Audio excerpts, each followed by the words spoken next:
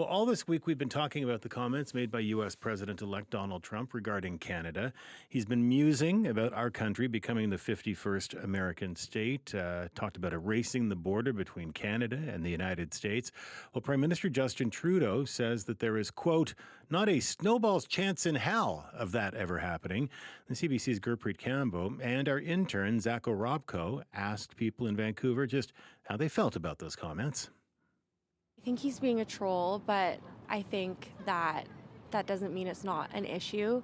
I think it causes concerns about how he respects Canada and how he views our relationship as two countries. So as much as he's trolling around, and I don't think it's a serious threat, I think it draws concern for the rhetoric around how we speak to each other on an individual level and on a global scale as well. Well, like a lot of things he says, I think it starts off as trolling, and once he sort of gets some positive reinforcement, whether that's from his current base or people here up in Canada, it does sort of transition into something a bit more serious. I don't think a lot of us thought he would win when he was first running. He's a businessman. He's just trying to do this for publicity. But when he wins, that's something you need to sort of consider with a bit more tact.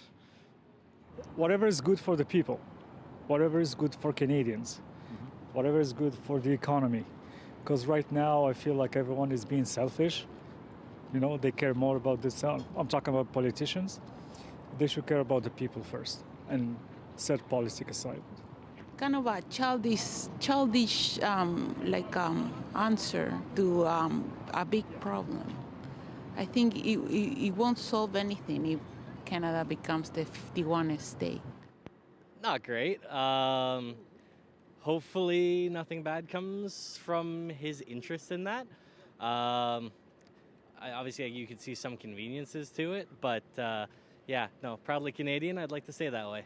I struggle to wrap my head around economically how that would easily work. I mean, all our Canadian money, are they just going to, exchange it to USD at the exchange rate? And then do companies just overnight have to start paying in USD? Obviously, he's trolling and it's effective.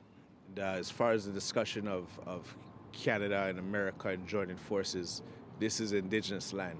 And both parties are being disrespectful to not consult Indigenous people on this issue. I think that we want nothing to do with that up here in Canada, and we have our own political things going on, and we just need to leave that at rest.